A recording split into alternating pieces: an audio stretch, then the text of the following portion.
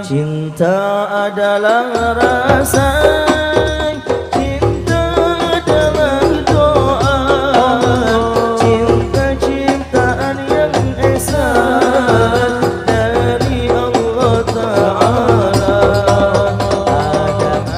Syahwati minan nisa berbanding qanatir dihiasi hidup kita dengan cinta. Orang kalau nggak punya cinta orang gila berarti. Ya, orang gila. Namun cinta yang hakiki, cinta yang sebenarnya, cinta yang sesuai diridhoi oleh Allah Ta'ala, nah ini berbeda. Jangan mengatasnamakan cinta-cinta juga. Anak muda lagi kasmaran juga cinta-cintaan juga, bucin akhirnya. Ya bucin, ya budin. Kalau bucin budak cinta, kalau budin budak dunia. Itu yang kerja mulu nggak pernah ngaji, budin namanya. Kerja mulu nggak pernah sholat, budin namanya. Berarti budak dunia. Jadi budakin sama dunia, capek ya. Rasulullah hubban aziman, cinta yang sangat besar. Jadi selaras dan senada apa yang tadi disampaikan oleh guru kita, bahwa Rasulullah SAW itu lebih mencintai kita, bahkan dibanding diri kita sendiri mencintai kita. Bahkan Rasulullah mewajibkan kita untuk mencintainya melebihi cinta kita kepada orang tua, kepada anak, wa nasi ajma'in. Bahkan sampai nafsu atau hati yang berada di jambain, yang ada di dalam dua sisi dalam diri kita. Dan ini adalah satu hal yang wajar ya, bahwasanya kaum dan keluarganya itu mencintai Rasulullah dengan sebab apa? Dengan sebab akhlakul karimah, dengan sebab akhlak al-mahmudah, budi pekerti atau sifat-sifat yang terpuji dan juga sifat-sifat yang baik. Anak-anak jangan berisik, kalau nggak pulang aja deh kalau berisik. Wa yahtarimunahu ihtiraman zaidan, bahkan memuliakan, menghormati Rasulullah dengan penghormatan yang lebih, dengan penghormatan yang lebih. Ini Rasulullah belum diangkat ya, belum sampai genap di usia 40 tahun, tapi sudah mendapatkan responsif yang sangat besar, sudah mendapatkan cinta daripada orang-orang sekitar, baik keluarganya maupun kaumnya. Maka dari itu ada satu ulama hikmah menyebutkan, kalau kita mau tahu sampai di mana posisi Allah Subhanahu wa Ta'ala cinta kepada kita, maka kita lihat sebanyak apa juga manusia cinta kepada kita. Artinya dalam bentuk kebaikan, ya, bukan dalam bentuk keburukan. Kalau kita banyak dicintai oleh manusia dan kita termasuk orang yang baik, maka itu satu tanda alamat bahwa kita juga dicintai oleh Allah Subhanahu wa Ta'ala. Jadi tandanya itu dilihat dari manusia.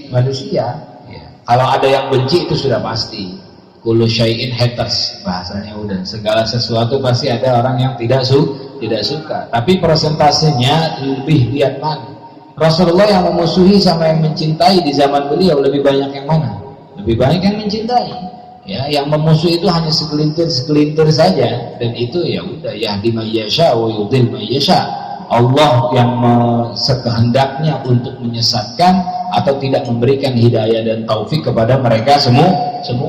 Jadi cinta ini perlu ya, karena kita hidup tanpa cinta pun juga hampa, dan ente kita semua pun lahir juga karena cinta.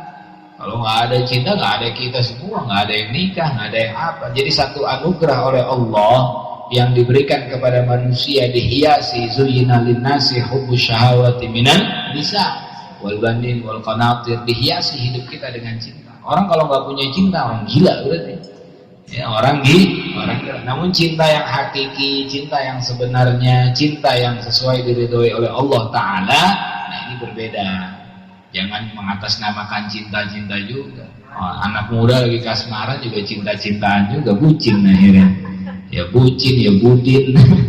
Kalau bucin budak cinta, kalau budin budak dunia. Itu yang kerja mulu nggak pernah ngaji, budin namanya itu. Kerja mulu nggak pernah sholat, budin namanya. Berarti budak dunia, dibudakin sama dunia, capek. Ya, kerja mulu nggak ngaji. Baik. Jadi mereka banyak mencintai Rasulullah. Bahkan begini, dengarkan, sampai hal-hal yang tidak masuk dalam logika akal manusia itu mereka cintai, mereka masuk ke dalamnya. Ada seorang perempuan baru melahirkan bayi, masih merah itu bayi dihadapkan kepada Rasulullah. Ya Rasulullah, saya orang fakir, Saya orang miskin, saya nggak punya apa-apa, saya nggak bisa sumbangsi apa-apa untuk agama Islam. Saya hanya memiliki cinta Allah dan cinta kepada engkau. Saya berikan anak ini. Buat apa anak ini, kata Rasulullah? Kalau engkau mau berperang dan engkau tidak memiliki tameng, anakku siap untuk dijadikan tameng ya Rasulullah. Sallallahu alaihi Muhammad. Apa tuh ibu tega? Bukan tega. Ya tapi pasti tega, tapi lebih cinta kepada Rasulullah. Rasulullah itu makna cinta yang yu'mi wa yusib. Kata ulama, hubbuka syai', atau dalam hadis, hubbuka syai' yu'mi wa yusib. Cintamu kepada sesuatu itu membuat tuli dan buta. Tai kucing rasa coklat. Tahu bininya masak kagak enak banget, asin banget. Tapi kalau udah cinta mau gimana? Masya Allah enak banget, ngelemnya susah. Jadi hakikat cinta tuh gitu. Itu kalau dikiaskan, dianalogikan, dicontohkan mungkin kepada pasangan. Begitu juga kalau dialamatkan itu kepada Nabi Muhammad Shallallahu Alaihi Wasallam. Tadi saya katakan sesuatu yang di luar logika. Mana ada seorang ibu yang udah 9 bulan mengandung dengan susah payah, capek, tapi justru diberikan kepada Rasulullah hanya untuk tameng ketika jadi perang. Ada lagi seorang perempuan yang suaminya ikut berperang, kemudian mati di jalan Allah. Dikabarkan, Bu, suaminya meninggal di jalan Allah, syahid, alhamdulillah. Bagaimana kabar Rasulullah? Yang ditanya kabar Rasul, apa dia nggak cinta sama suaminya? Cinta, tapi lebih cinta kepada Rasul. Anaknya ikut berperang lagi, mati lagi. Dikabarkan, tetap yang ditanya pertama kali gimana kabar Rasulullah. Sayyidina Abu Bakar paling nggak tahan sedetik saja kalau nggak bersama Rasulullah. Sedetik saja. Makanya sampai mereka itu kalau Rasulullah hilang dari pandangan mereka, udah nyari di mana Rasulullah, di mana. Sekali ngeliat wajah Rasulullah, hilang semua tuh permasalahan dunia, rumah tangga. Ya kalau dikatakan kehidupan sahabat pun sama kehidupan manusia kita juga, banyak masalah. Ada yang nggak punya duit, ada orang fakir, ada orang terlilit hutang dan yang lain-lainnya. Obat mereka itu adalah berjumpa, bertatap muka dengan wajah baginda Nabi Shallallahu Alaihi Wasallam. Hilang itu semuanya.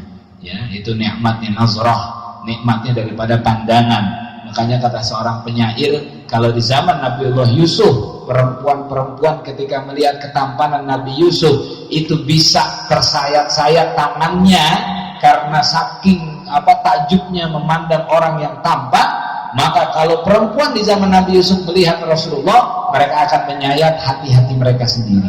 Masya Allah, sampai kayak gimana itu? Orang kalau udah di nonton itu kan udah lupa sama sekitar kan. Lu kalau lagi mabar, mak lu kecebur got juga kagak tahu udah. Udah amat udah lagi mabar udah. Mau lebih fokus gitu kan. Nah itu udah bahasa yang sederhana-sederhana itu saja. Maka dari situ kita bisa melihat besarnya cinta para sahabat, mengorbankan semua harta. Ya, kalau udah nyawa saja mereka korbankan, apalagi harta. Nggak berharga lagi udah harta itu. Sangat-sangat tidak berharga. A'robi, kalau sahabat yang mungkin pintar, jenius, banyak. Ini A'robi, orang Badui, tapi punya akal itu luar biasa. Mungkin kalau dicontohkan sepintar-pintarnya orang zaman sekarang masih lebih pintar Badui zaman dulu. Badui datang kepada Rasulullah nanya mata sa'ah, kapan hari kiamat. Rasulullah lebih cerdas lagi, ma'adatalah, apa yang kamu siapkan buat hari kiamat. Ghaira anni uhibbullah wa rasuluh, kecuali aku cuma nyiapin cinta Allah dan cinta kepada Rasulnya. Lalu Rasulullah bilang, anta ma'aman ahbabta, engkau bersama orang yang kau cintai. Masya Allah, itu A'rabi. Cintanya luar biasa, yang orang tinggalnya di dusun. Badui itu badiah itu artinya desa, pelosok. Koryah kampung, badiah kampungnya kampung. Badui tinggal di situ tuh, tinggalnya di sini. Tapi punya akal yang Allah anugerahi luar biasa, lebih dahsyat dari akal kita. Saya cuma modal cinta Allah dan Rasulnya, berarti engkau bersama orang yang kau cintai. Setelah saat itu, kata Sayyidina Anas bin Malik, tidak ada hal yang paling menggembirakan selain sabda Rasulullah, almar'u ma'aman ahabba, ya, bahwa seseorang akan dikumpulkan bersama orang yang dicintai. Saking khusyuknya apa saking main-mainnya itu. Nah, jadi ya inilah, maka kita benarkan cinta kita ini hanya untuk Allah dan Rasulnya. Jangan terlalu banyak mencintai siapapun, apapun, semua akan terpisah. Yang abadi hanya cinta kepada Allah dan kepada Nabi Muhammad Sallallahu Alaihi Wasallam. Suami istri baru kawin, oh, aku cinta kamu hidup dan mati. Ya, hidup dan mati. Habis mati kawin lagi. Baik, lanjut. Waqad hafizahullahu mundu sigarihi. Ini penting, catatan.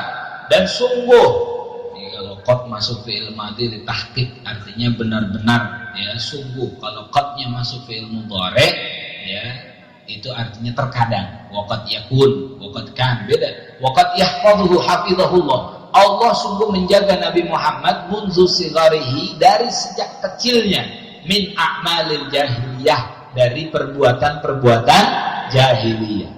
Kemarin udah sedikit banyaknya Anda terangkan kenapa Rasulullah dari kecil sudah dijaga oleh Allah. Karena di usia 3 tahun atau 4 tahun dada beliau dibelah.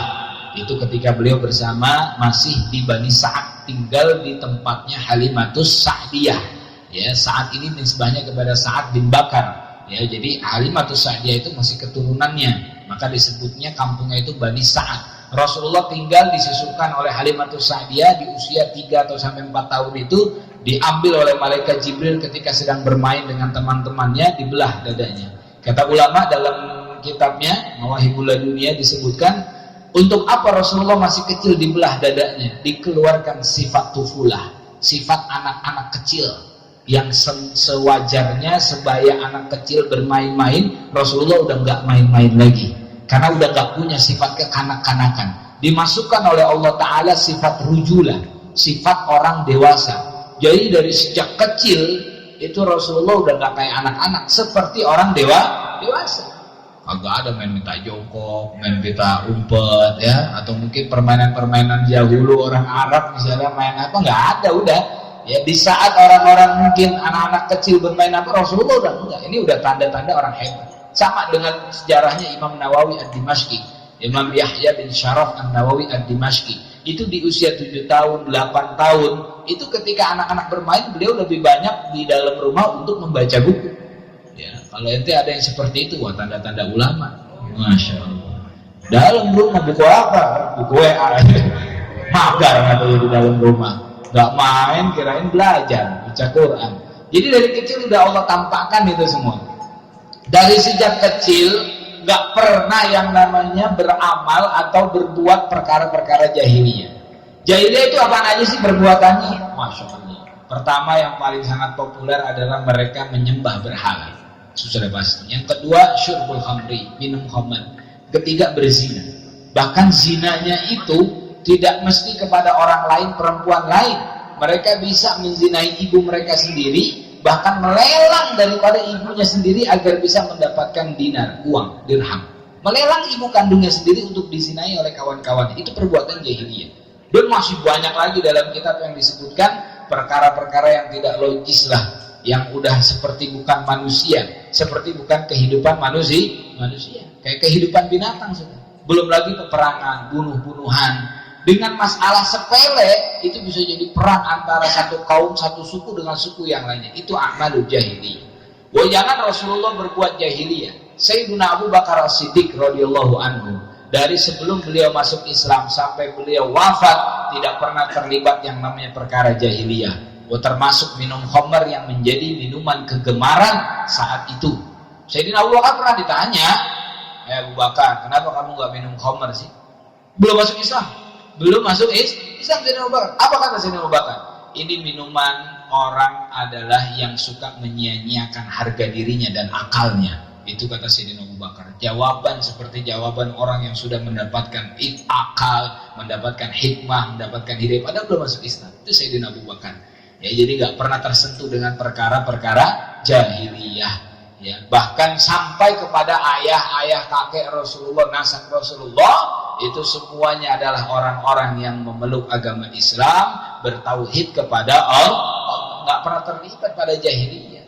Bahkan kata ulama, ya, dalam hadis juga Rasulullah bilang, mazalani ma naqalani, tidaklah Allah memindahkan aku min sulbi tahirah ila rahamit tahirah, dari tulang sulbi yang suci sampai kepada rahim yang suci. Gak pernah ada yang menyekutukan Allah, Ya, karena di dalam Al-Quran innamal musyrikuna najasun, sesungguhnya orang musyrik itu adalah najis. Kalau ada keturunan Rasulullah ke atasnya yang musyrik menyekutukan Allah, ya berarti Rasulullah ada keturunan najis. Na'udzubillahi min dzalik, maka tidak ada. Ya, dan dari kecil Rasulullah sudah dijaga. Falam yashrab khamran. Sini dikatakan Rasulullah tidak pernah meminum khamar. Ente kalau mau tahu khamar itu saking gemarnya mereka udah nggak peduli kapan waktunya lagi. Mau pagi, mau siang, mau malam, mau bangun tidur mereka minum khamar. Imah khamarnya itu perasan dari anggur, perasan dari kurma, perasan dari apa saja. Udah hobinya udah minum khamar. Kayak kita ngopi udah. Mana ada orang ngopi sehari sampai 6 kali. Ya, tuh ngopi sampai doyan, udah haus itu. Jadi udah kayak ngopi aja. Khamar padahal itu yang diharamkan oleh Allah Ta'ala. Yang dimana dikatakan dalam hadis Ummul Khaba'is, ibunya, induknya dari segala kejahatan. Sebagian orang menganggap khamar itu dosa ringan. Kenapa? Ya cuma minum doang, apa efeknya? Sampai-sampai akhirnya ada kejadian. Ada orang anak muda dipilih 3 dosa. Mau berzina, mau membunuh, peminum khamar. Dia pikir zina dosa banget. Bunuh orang, apalagi minum aja kali yang enteng. Akhirnya dia minum. Habis minum, hilang akal dia. Ngelihat perempuan, dia baik zinain. Ngelihat ada orang yang tahu dia berzina, dibunuh tuh orang. Dapat 3-tiganya itu dosa gara-gara khamr. Nauzubillah. Anak muda jangan sekali-kali nyoba-nyoba, icip-icip aja udah nauzubillah min dzalik. Dosa besar itu. Itu termasuk daripada sab'ul mubiqat, 7 yang bisa membinasakan dan harus taubat daripada taubatan nasuh. 40 hari lam tuqbal ibadatuhu, tidak diterima daripada ibadahnya. Bahkan dalam hadis yang lain, tidak hanya peminumnya yang terlibat dalam proses pembuatannya, kurirnya, bahkan yang menjaganya, memakan hasil duit dari yang khamrnya, 7 yang dilaknat oleh Allah Ta'ala. Jadi jangan ente kira yang minum khamr doang, enggak. Itu yang cuma jagain pabrik khamr, dia nggak pernah minum khamr, cuma jagain jadi satpam pabrik khamr, dapat dosanya. Apes. Mendingan minum kalau tahu begitu. Ya kagak juga, tetap juga kurir yang bawain ya, pesan khamar lewat Lazada, Shopee yang bawain paket misalnya ya, itu dia dosa besar juga, dilaknat oleh Allah. Kali ada begitu kan, iseng-iseng bocah Shopee, orang tua cari ciu segala macam, orang tua itu kena semuanya. Oh jauh-jauh udah, ya Allah, jangan dikira emang orang minum khamar nyalinya bakal gede. Orang dibilang minum khamar bakalan ditakutin sama orang, kagak bisa. Ya, nauzubillah, anak muda ya Allah, jauh-jauh. Nauzubillah, jangan deh daripada khamar. Itu dalam kitab Al-Kabair Imam Zahabi ada cerita di zaman Abdul Malik bin Marwan, Amirul Mukminin. Itu di zamannya dinasti Umayyah. Ya, Abdul Malik bin Marwan. Ada seseorang yang tukang mencuri kafan di dalam kubur. Dan dia bercerita kurang lebih ada 3 atau ada 4 ya perubahan mayit di dalam kubur padahal baru saja dikuburkan. Ada yang pertama dikatakan, aku ketika menggali kubur ya nabshul qabra fawajadtu mayitan wajhuhu yuhawilul kiblat. Aku melihat wajahnya udah berbalik dari kiblat. Kalau mayit posisinya menghadap kiblat dengan meletakkan daripada tanah ya bersentuh dengan pipinya menghadap kiblat berbaring. Ya, tapi ini baru dikuburkan udah berbalik membalikkan kiblat. Ketika ditanya kenapa, hadza tarikus shalah. Ini adalah orang yang suka ninggalin sholat. Nah, anak muda, mau laki mau perempuan, hati ninggalin sholat, ya muka lu kebalik mungkin dari kiblat ke dalam kubur. Nauzubillahi min dzalik, ya Allah. Ya kalau nggak percaya ya udah, kalau ada yang nggak pernah sholat pas dia mati coba ya gali deh. Oh, bener kali. Itu yang pertama tuh. Yang kedua, ketika ada orang yang menggali kubur, ternyata aku melihat wajahnya musikha khinzirun, dirubah oleh Allah wajahnya jadi wajah babi, dan ternyata itu adalah syaribul khamri, orang yang suka minum khamr. Nauzubillah. Ada memang dibedakan syaribul khamri dengan mudminul khamri. Ya, syarib itu orang yang hanya sekedar minum, mungkin sesekali atau pernah. Tapi kalau mudmin itu yang lebih parah, karena dia orang yang kecanduan terus menerus. Khamar, hati-hati, ittaqillah fil khamri. Hati-hati, kita harus banyak minta ya takwa kepada Allah Subhanahu wa taala daripada khamar. Ya, ini ummul khaba'is, induk dari segala macam dosa-dosa. Berapa banyak pembunuhan, perzinahan ya itu diakibatkan dari khamar. Baik. Rasulullah naudzubillah enggak pernah yang namanya minum khamar. Walam yasjud li sonam, bahkan tidak pernah juga sujud pada patung, ya, sujud pada patung. Ini kenapa sih jahiliyah dia menyembah patung? Ya, bahkan patungnya banyak, Tuhannya banyak. Karena mereka beranggapan nih dengan akal rendahnya mereka, permasalahan hidup banyak, jadi mereka membutuhkan Tuhan yang banyak, gitu. Ada masalah ekonomi, ya kan? Ya paling besar biasanya masalah itu adalah ekonomi, ada masalah keluarga. Jadi Tuhan mereka harus banyak, makanya mereka punya banyak Tuhan. Itu alasannya saja, rendah sekali. Mungkin ada Tuhan yang khusus menyelesaikan masalah uang, ada Tuhan yang khusus menyelesaikan masalah keluarga, ada Tuhan yang khusus menyelesaikan masalah apa lagi, kuota misalnya, karena nggak pernah punya kuota mulu. Ada aja berhala, itu doang. Dan Rasulullah datang memerangi mereka semua membawa satu konsep Tuhan, ya, membawa konsep satu Tuhan. Tinggalkan semuanya, la ilaha illallah wahdah la syarika, nggak ada sekutu bagi Allah. Sampai-sampai dalam Al-Quran itu diajak debat, ya, orang-orang jahiliyah dengan logika sederhana. Kata Rasulullah kepada mereka, bagaimana pendapat kalian kalau kalian menjadi seorang budak, lalu kalian punya banyak majikan, dengan kalian menjadi budak punya satu majikan. Kalau posisi kita jadi budak nih, pilih mana? Punya banyak majikan atau punya satu majikan? Pilih mana kira-kira? Mendingan punya satu majikan. Kenapa? Konsekuensinya dikit. Banyak majikan, banyak perintah. Yang ada berantem antara majikan satu dengan yang lainnya, kan begitu. Nah ini Rasulullah bawa konsep seperti itu. Makanya aja'alal alihata ilahan wahidah, inna hadza la syai'un ujab di dalam Quran. Ya Muhammad, apakah kau ingin menjadikan kami ini hanya satu Tuhan saja? Ini sesuatu yang ujab, yang ajib, aneh, ya, bagi kami. Tidak, ini justru akan membuat kalian tenang dalam hidup. Akhirnya mereka banyak yang beriman tuh, dengan sesederhana daripada logika itu saja. Itu sonam. Sonam ini menyembah patung, berhala, sudah berjalan. Ada yang mengatakan cikal bakal asal muasalnya itu dari kelompoknya umat Nabi Nuh alaihissalam. Ini jauh di atas daripada Rasulullah ini. Berarti melewati zamannya Nabi Isa, Nabi Musa, Nabi Sulaiman, Nabi Daud, Nabi Ibrahim, Nabi siapa sepupunya Nabi Ibrahim, Nabi Lut, baru ke atas 8 keturunan baru Nabi Nuh.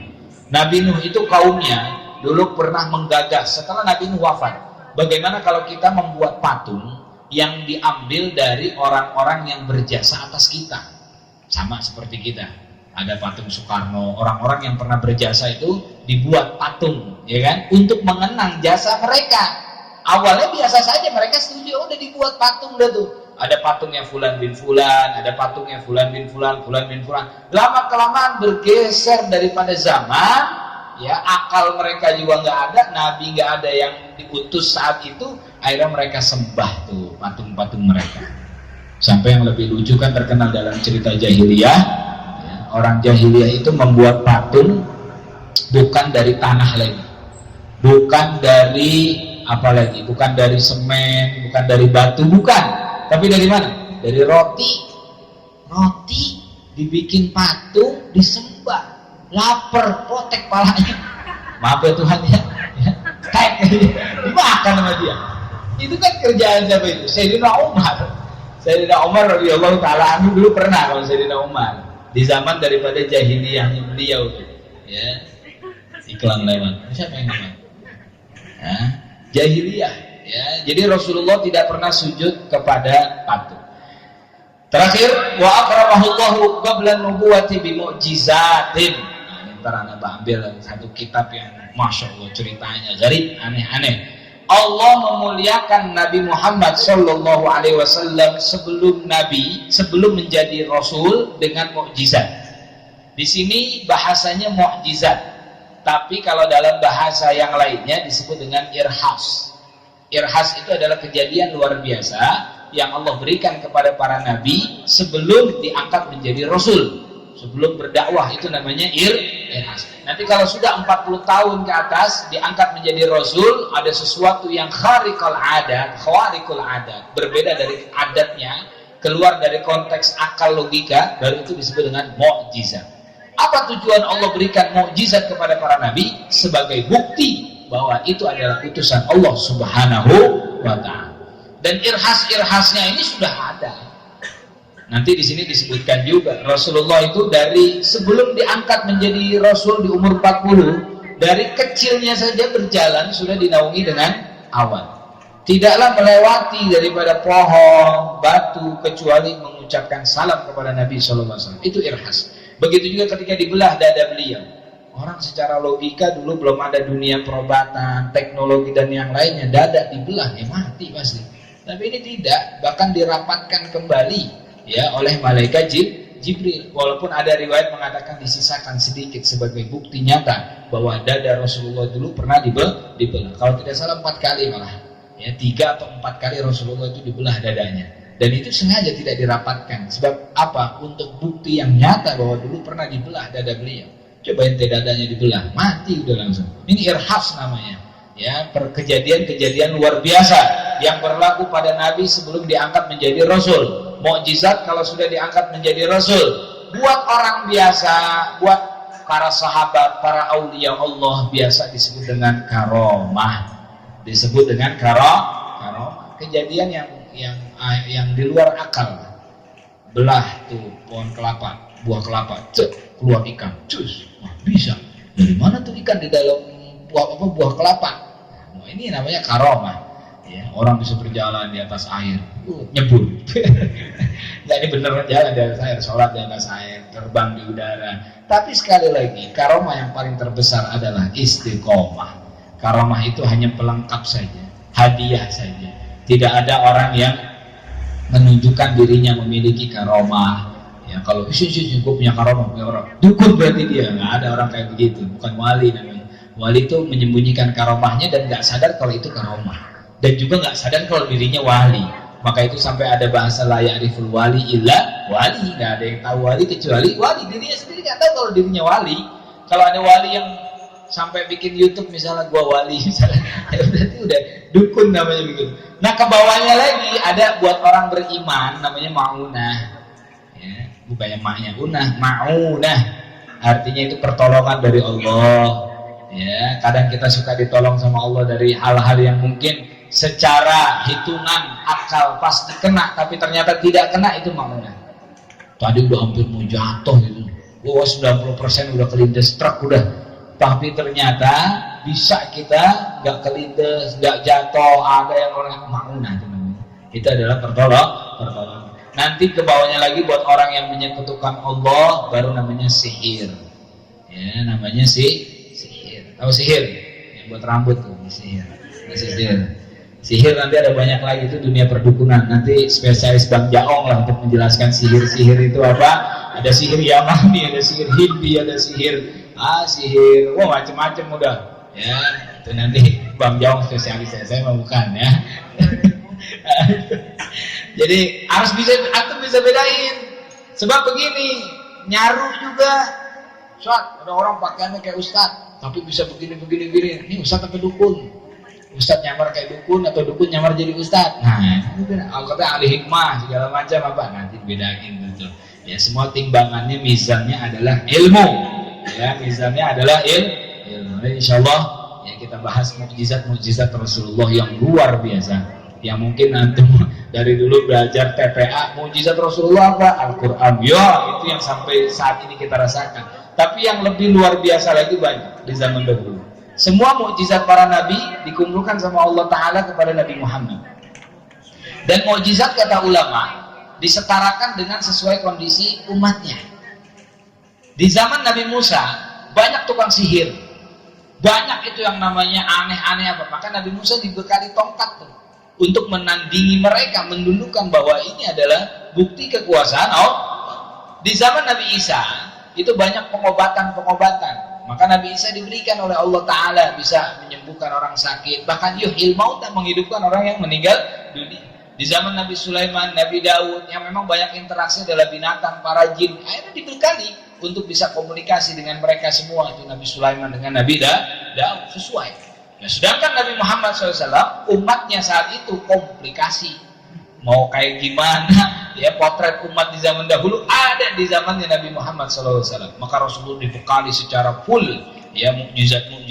Ya, dikatakan kata ulama, untuk yang hebatnya, yang paling sangat diabadikan, menjadi sangat andalan adalah insyiqaqul qamar. Rasulullah membelah bulan. Membelah bulan. manusia mana yang bisa membelah bulan? Masya Allah. Bahkan bulannya didekatkan oleh Rasulullah. Ya, dibilang untuk berpisah bersatu nanti ada itu ceritanya. Kemudian berbicaranya biawak, syahadatnya biawak, kemudian tepat janjinya seekor zobiyah seekor kijang, bahkan menangisnya daripada jazi', menangisnya batang kurma, pelepah kurma. Itu ada nanti mujizat Rasulullah. Ya, yang kemarin saya ceritakan ada seorang Yahudi, ya, rambutnya putih, yang ngelihat Rasulullah punya janggut, diambil janggutnya. Rasulullah nggak marah diambil janggutnya, padahal sakit juga kalau jenggot ditarik ya. Rasulullah jenggotnya ditarik ya. Kemudian Rasulullah bilang apa sama Yahudi? Allahumma jamilhu, ya Allah baguskan dia, indahkan dia. Seketika tuh Yahudi tua, rambut putihnya jadi hitam semuanya. Jadi ganteng lagi dia. Ya, orang tadinya putih, rambutnya hitam, ganteng jadinya. Ya, nggak ketahuan dia mau kawin lagi, aki-aki segala macam. Nah, itu banyak tuh dalam mukjizat. Ya, saya punya kitabnya Al-Ibar bi Mu'jizati Khairul Bashar. Insyaallah nanti di pertemuan yang akan datang. Mudah-mudahan surah Nabawiyah ini menambah ketakwaan, keimanan kita kepada Allah Subhanahu wa taala, dan tentunya kecintaan kita kepada Nabi kita Muhammad sallallahu alaihi wasallam. Mudah-mudahan Allah berikan kita istiqamah menjalankan sunnahnya di dunia, dan Allah berikan syafaat Rasulullah, syafaatul uzma di yaumil qiyamah kelak. Amin ya rabbal alamin. Ala hadhihi niyyah al-fatihah.